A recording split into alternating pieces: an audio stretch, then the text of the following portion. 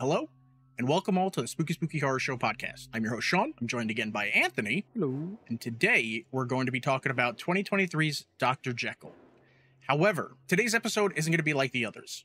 Dr. Jekyll is released on March 11th, 2024 on DVD and VOD services, so there'll be no in-depth plot breakdown because we have both decided, after watching the film, that we want all of you to go and watch this film. We want you to support this film. Robert Louis Stevenson's 1886 classic, The Strange Case of Dr. Jekyll and Mr. Hyde, is one of the most famous pieces of English literature. So. And it's considered by many to be the definition of Gothic horror. Damn, now I feel like I think I might have to read that now.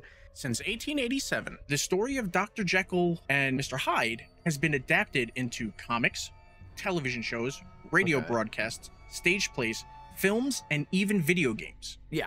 And with that in mind, this version is a modern reimagining of the infamous Dr. Jekyll and Mr. Hyde, directed by Joe Stevenson and written by Dan Kelly-Mulhern in his screenwriting debut. The film stars Eddie Izzard as Dr. Nina Jekyll and Rachel Hyde, Scott Chambers as Dr. Jekyll's new live-in assistant, Rob. I believe his full name is Robert Stevenson, which is, you know, the author. Yeah, I do think that was the last name. I didn't realize that until the end when, like, they were doing the interview. I was like, oh, okay. Lindsay Duncan as Sandra Poole, Nina's estate manager.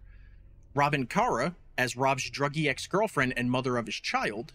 And Morgan Watson as Ewan, Rob's supportive brother. Okay, so basically, the story is Rob is a recovering drug addict and felon that has just recently been released from jail. His daughter, who was born while he was in said jail, is very sick. The only way for him to be able to see her is if he maintains gainful employment, and that's where Dr. Nina Jekyll comes in. I was surprised how fast the movie went because the pacing was fucking so good. I was intrigued the entire time, wanting to know like how she became, we'll say, infected with Hyde. I noticed the cigarette like that. I was like, why is that green? I remember the potion was green. A lot of the videos and the movies, the potion was green. I was because like you said, I do wish we got more story because I do wonder how she got like affected, but we find that out later. Why did she lock herself away in her giant gorgeous house? Were there other incidents that led to her essentially locking herself away from the community, from society to save them, you know? Like how? Yeah,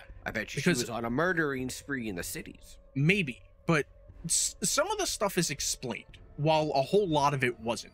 So I like you said, I really do wish there was more story and we spent more time with Nina and Rachel, because the actor who played Rob, I believe his name is Scott Chambers, he did a really good job, but Eddie Izzard just fucking eats the fucking part. Out the fucking part. Oh my god, so fucking good. And it's like I wanted to see more of Nina and Rachel. I wanted to see the back and forth, more conflict. I wanted to, because I wanted to see, I wanted to see them do that. Like I wanted the back and forth, because you got a whole movie, a thriller, and then that last part of just like, we're gonna fucking railroad your ass with all this fucking good shit. I didn't see the ending coming for fucking shit.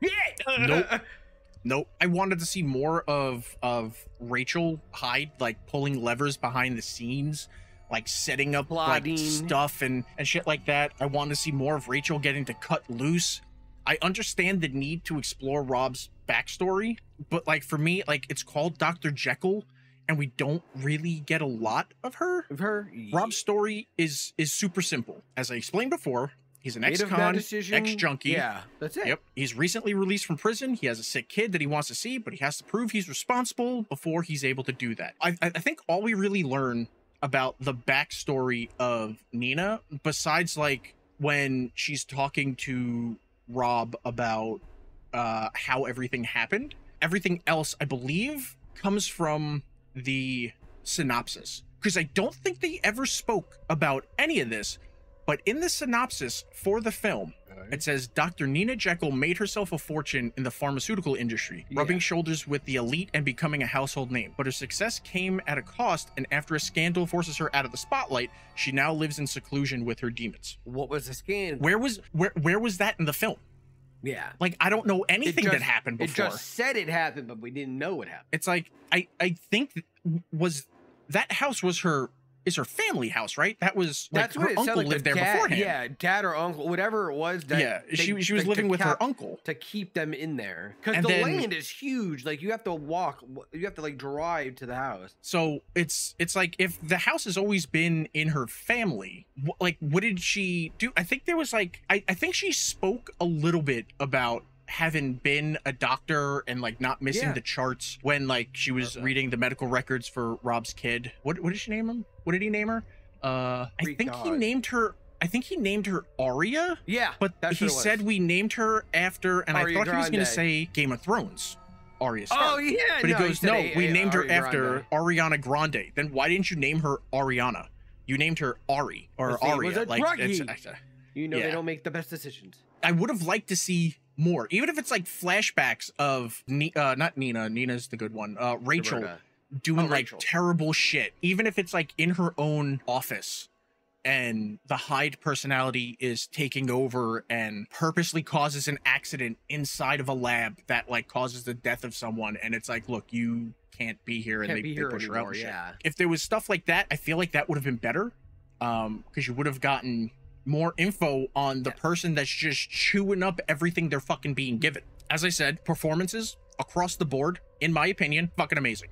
They were great. You literally didn't see that ending coming. That's how good the acting was. Yeah, I don't know about you, but I expect nothing less from Eddie Izzard. Man, I was watched him with my parents like real young, just like stand-ups though, and shit like that. I legitimately known him when I was a child. You wouldn't be off base if you thought, how could Rob like not notice the changes in Nina? But honestly, Eddie is so subtle with the character changes that a lot of the times it took me like a couple of minutes to realize, oh wait, that's not Nina, that's Rachel. like that scene. What the fuck? Yeah. The only thing that gave that away, I thought there were two separate people. Like I was waiting for like a twin thing. Like you know how they had those Doctor Jekyll besides. I thought like they metamorphs to a different. There would be there'd be things that give it away to the viewer, like you said, the cigarette, the cigarette lighting up green. It's like that's a thing. At the same time though, like we're the viewer, we know what the deal is. Rob, on the other hand, he has no clue like what's going on. He doesn't know this fucking woman. Looks very clueless. So he doesn't know like what's happening. He's just like I want to say up until possibly he goes to the bar, he just seems like he's a bumbling idiot. Yeah. Right. You get the sense of him not being a very. And then it's when he goes to the bar. Yeah. Yeah. And when he goes to the bar, you see that no, there's more to him. Like he's responsible. He's trying to get his life back together. He wants to do right by his daughter and all this stuff. And it's like, I get it. I get all that. But some of the things that we see is Rob's first day of actual working for Nina. Yeah. He brings in food, and Sandra told him that his job is to make sure that she takes her meds, specific meds at specific times. Yeah. That she eats certain food. And I think she wanted to try kind of like Frosted Flakes. I don't remember what they were called. She asked for Frosty O's or some shit. Yeah, something like that. And Sandra was like, no, you won't like it. Eventually he gets it for her because like she asked, and she was trying to be nice, and she gets sick for it. So she needs specific foods, needs helps with tasks around the house because she's injured. She's not like an invalid or fully disabled, but she has a cane. She hurt her leg. But once Sandra leaves, Nina tells him like, hey, don't worry about my meds. I'll take care of my meds. So who is he to question that? Like Sandra never stated like, look, it's very important. She needs to take these. You need to make sure that she takes these. No, it's not an answer. It's for So like Sandra isn't like his employer. Nina's his employer. So Sandra's saying something, it's okay, got it. That's like the overall fucking things. But then like when the big boss goes, hey, no, I got this, you go do that. You're not gonna be like, no, your underling told me I have to do, like that's not how that works. Like, but if you're given specific instructions, like Rob, like if you're given specific instructions that, hey, she might try to get out of taking her meds, you need to make sure that she takes these meds at this quantity at this time. Then when Nina goes, I'll take care of my own meds, I can get them myself. That's when you could be like, no, though. I need to make sure. But then she tells him to go create a security code for himself. And, you know, that might seem weird, but if he's basically taking care of things in the house, like, shouldn't he have an alarm code for himself? Like, that doesn't seem out of the ordinary. And says, like, when he does that, check. I caught on to the motion sensors. Yeah, certain ones didn't beep. So it's like when that was the other she thing. asked for them to turn it off, I was like, there's a reason why they're on. Yeah, because like that was the thing. I was like, okay, so I'm assuming Nina told him to create a code and check the motion sensors. So he went around making sure everything worked. I figure it was very important that they work, so that obviously Nina knows about Hyde, and I figured it was important because it's probably not an alert system for Nina, but where is she last? Yeah, because I think there was a time in the film where Nina wakes up, realizes that like she lost time and something happened, and I have a feeling that those motion sensors are also set to cameras to check what she's doing in the house when it's not her. So like as he's checking them, I'm like, the house is way too big. The motion sensors are in like weird places. I think they said that there are like a shit ton of cameras in like every single room. That seems weird. There's a whole camera room there, which like he's like on a couple of days and he's like snooping. I was like, bro, I would not be doing this. So it's like when like you said, when he comes back and says, hey, I checked all the stuff, they're all good, and she's like, oh, that's what's giving me a headache. Yeah, just turn them off. I was like, that's clearly Hyde, because again, I'm sure those sensors are there to let Nina monitor what Hyde is doing when she's not in control. And like, why would he know? Why would he think that there's anything special? Like he wouldn't know, like, oh, he wasn't given like context that like, hey, these are on. If she's not on her meds and at the proper dosage, there's the possibility that she might sleepwalk or hurt herself. Even if you have like stuff like that, you could be like, hey, I'm not turning off the codes. You could say like, oh, okay. And then you just never turn them off. Well, there's got to be a way to put it on silent mode. Yeah, when Nina gives Rob her watch because he's not allowed to have his cell phone outside of his bedroom, or Sandra would fire him. Sandra ended up coming by, I think because the alarm code was changed, the sensors were turned off, and then she finds the watch, you know, and she fired him. I figured that Sandra just hadn't talked to Nina yet. Yeah. You know? And no. That was all Rachel Hyde, and I genuinely thought it was Nina, because the whole time they were talking, she was being sweet, concerning, and shit. And that's how subtle Eddie played it. Not over the top monster that Hyde usually is in all these things, but like a secret manipulator behind everything. Very suave, and it's like, and very easy. And I wish we had so much more of it. Scott Chambers did a great job. I can't wait to see him in the new Blood and Honey. Yeah, and the whole time I'm watching, I'm like, this guy looks so fucking familiar, and I can't place it. I can't place why he looks so familiar. And then I was going through everyone's IMDb page, and I noticed that he's taking over the role of Christopher Robin for the sequel to Winnie the Pooh, Blood and Honey 2. And he was, I think he was a producer on the first Winnie the Pooh movie. But yeah, his performance of Rob being all twitchy was endearing. He was kind of a dummy. Made you feel but I mean him. Yeah, I mean he means well, and above all else, doughy-eyed looking. And above all else, he'll do whatever it takes to be able to see his daughter, which is good and what you want. Maeve's actor Robin Cara did an amazing job making you hate the shit out of her. That was her like one job. Not to make you feel sorry for her for still being a junkie while Rob got clean and stuff. I absolutely hated that actress. You were supposed to hate her because she's trying to drag Rob back down into the shit when he's trying to do better. Kid? Who made this court order thing? I think because he went to jail. The court stops you. And she had him while he was in jail, and then she got sick. So, you know, UK has universal health care, so I'm sure she was just admitted into the hospital. Yeah. You know? Yeah, they had the kid, and then I think the kid had cancer. Daughter's probably just in the hospital. Her one job was to just make you hate her. It doesn't matter what she could possibly do later. She's trying to drag someone that's trying to get his life back together, back down into the muckety muck that he doesn't want to be part of. And yeah, and she was great at it. Morgan Watkins as the caring older brother looking out for his troubled little brother was great. The twist was awesome. 100%. That was some good fucking acting, because I did not see that coming. I really liked the character of Sandra. I do wish we got a little bit more with her. At first, she seemed really cold-hearted and stern, but at the same time, she seemed genuinely concerned. However, I can't tell if her concern was with Nina's well-being, or if she was trying to protect Rob from Rachel. But then it's like, did she fully know about Rachel, or did she just think it was like some sort of a delusion with Nina? Psychosis? Because she kept talking about meds. Did she know she was that, just told that the meds keep her alive? It's like, so I don't know. They don't go in depth. That's one thing I will say. It was a feature-length film. I wish I had more of the story. Like, I wish it was longer. Yeah. Like, I would watch it to director's cut 100%. The cinematography was beautiful. Yeah, we're not used to that on this show.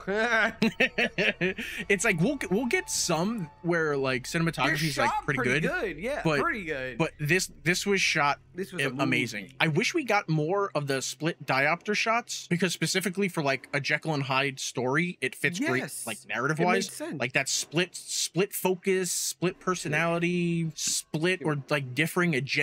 So having like that was like a cool intro to that, but I don't think they ever did it again. I think they did it a couple of other times, but towards the end. Yeah, and I wish we got more. There were no real special effects. There was some good gore at the end. At the end. And the special effects of turning. Yeah, that was pretty cool. Yes. My only issue, and I don't know if you had the same issue, the sound design. At first, I thought it was my speakers. Okay. So I switched to headphones because I have really good headphones, but still I heard it in my headphones. Whenever the audio would get too loud, when music would crescendo and it would get like really loud, everything would get crunchy sounding and it would sound all distorted. It could have also just been the screener, the site that was used for the screener. I don't really know. I think it might have been that, because I mean, the picture was good, but it did look like you were watching off of a download. Like, so it could have been that. I didn't hear that because I watched it on like my big screen TV with the wife. Yeah. So I didn't hear that. I just had my surround sound, so that's not going to be heard anyway. You know, in the end, I couldn't figure it out. So I just got really good. If I started to notice like the music or like any sound effects starting to go really high, I would get really good at quickly turning the volume down and then back up again when it was done. So I was just doing that, and it was like, it worked out fine. I still had an amazing time watching it. Every time the focus is on Nina Jekyll, we would almost immediately cut back to something going on with Rob. You could start to see hints of like Rachel like poking through, and then we cut back to Rob. So you go in thinking this is like a Jekyll and Hyde film. Get into the person's character. Yeah, but in reality, this is more of a film about Rob and what happens to his life having met Jekyll and, unknown to him at the time, Hyde. You know, I really like this film. Like, I thought it was a great fucking film. Me and my wife both were on the edge of our seat going, oh, no way. What? Yeah. No. The whole fucking time. Yeah, I want to see this. I want to see this team cover other things, maybe other. I want to see other shit that they did. Literary horror characters. I think there should be a second one. It's not even out yet. I think there should be a second one. Yeah, like there is no evidence that Doctor Jekyll died. What were things that you liked and didn't like about the film? Not deeper story. I liked that the way it was shot. I liked the scene for scene. I didn't like the actress. I think they could have fucking casted someone better. I think she did a good job for it, but I just didn't like her. I don't know. I didn't like her. The girlfriend. Oh, Robin Cara. Yeah. Nah. I couldn't give a shit. I absolutely hated the brother. I thought that bastard was fucking gonna be my friend. He was such a nice guy. I was like, yo, what the fuck just happened? I never thought that was gonna happen. There was these fucking two dumb-looking blokes in a fucking bar with these two. I'm thinking those are the guys. Like, you could clearly see no one had masks on, and he would notice his brother, right? No, it's fucking, that was some fucked up shit right there. I did not like the not butleress. What's her name? Sandra. I didn't like her. She's a fucking bitch. Like I don't know. She was just a bitch. Like, but I understand now why she was being a bitch. Well, now here's the thing, because I might have been taking notes when something happened. When he was outside trimming the hedges, he found a necklace out there. It never was fucking addressed. Right? In my mind, I thought was like it was like his first scene? day. I want to see the scene then. I feel like it was like in his first week that if it was me and I found jewelry near the fucking hedges, I'd probably mention it. What if the last guy dropped it? What if she was out on for a walk and she lost a piece of jewelry? I would just be like, here. If you notice, he's wearing it. When he's locked outside, it's around his neck. That's weird. Look at it. Look if you look back at the movie, I'm almost certain there's a gold necklace with a little pendant that he found by the hedges. Oh, okay. Which I don't understand. It's like, why would you wear that if you found it outside? What if it was hers? You're gonna wear that around in front of her? When he picked it up and was looking at it, I think it was after everything happened with Sandra, and I was like, was that Sandra's necklace? But it's like they never. I don't remember them ever making a point of seeing it. No, because I'm pretty sure it happened like the next day. I'm pretty sure because then he found it. I can't remember. Yeah. So it's like I didn't know if it was Sandra's. Maybe she was wearing it and then he found it. Yeah. And he was like, I'm gonna wear it since she's not gonna miss it anyways. Yeah. So, but yeah, nothing was better her than me, you know. I would give this a 4 out of 5. I give it 5 only because of Eddie. But yeah, I can go with 4. I can definitely go with 4. What I do love, the text that you sent me, I have it written here. Oh, that was me writing my notes. Yeah, it was yesterday. What was this? It was yesterday. This is honestly a nice change of pace from the poorly filmed dribble we've been watching lately. I was just like, you know what? We don't honestly pick good movies. We don't intentionally pick bad movies to watch. Yeah, that's what I mean. Like we are just blindly picking things, and it's just not. It's not going out well. It's not going good. Yeah. So when someone reaches out with a good, what they say, I have a film for you. I'm like, well, it's good. Sure. Let me see this newer style that I'm watching lately. You know, like fuck that. Yeah, I was sending him like notes and shit. I was like, I'm telling you, the green thing, it has to do with the fucking the serum. And it's really like it. That's another thing I didn't like. I didn't like the last, I want to say, minute of the film. Oh, with the interview with Rob? Yeah, but not the interview itself was fine.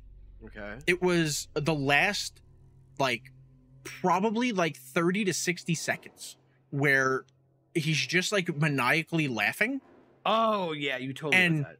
And people are just like staring at him, and it's like because it's fucking maniacal. Evil dictators that overthrow fucking people. Like it was just one of those things that I was like, it should have cut like right before that. They had that great scene, or just the start of the laugh. Well, they had this great scene like just as he started to smile, like when the change happened. But it was like the way they framed him. Again, the cinematography in this is fucking amazing. In his eyes, you can see the cross. Yeah. Because they're in a church. And it's like he's sitting there and the reflection in his eyes are of the cross. And it's like, as that's happening, he gets a smirk on his face. And it's like, if they cut right there, it would have been perfect. But then it went for like 30 seconds of this weird, like up close maniacal laughing.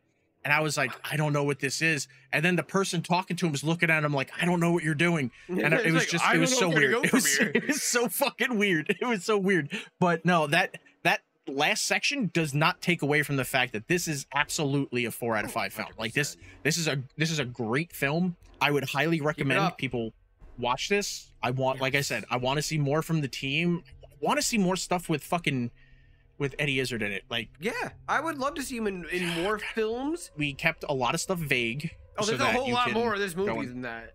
Yeah, yeah. So thank you everybody very much for stopping by the Spooky Horror Show podcast. Remember, we are on YouTube. It should be up in like a couple of days, and we're on all audio podcast services: Spotify, iTunes.